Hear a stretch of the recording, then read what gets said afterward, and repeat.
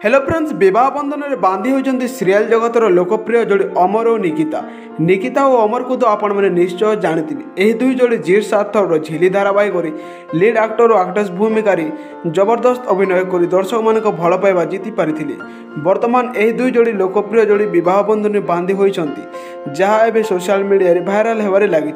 तेरे कौन रही संपूर्ण खबर जानापी भिडियो को शेष जाए देखूँ। तेरे दर्शक बंधु विवाह बंधन में बांधी होती निकिता और अमर एक कथा सत्य से माने रियल लाइफ रे पर्यंत बह करना से माने एक फिल्म शूटिंग सेट बह कर भाइराल होबार लगी। जहाँ नहीं फैंस मैंने सतर बह कर भावुंट किंतु ए पर्यंत से बह करना। तेरे दर्शक बंधु आपण मानक कौन लगुच निकिता और अमर सतर बह कले केमिति हेब आम कमेंट कर निश्चय जनातु। और आपण मैंने झिली सीरियल सरिया पर झिली को केमिति मिस करुँच कमेंट कर निश्चय जनइबे। और वीडियो भल लगी वीडियो को लाइक शेयर सब्सक्राइब करूँ।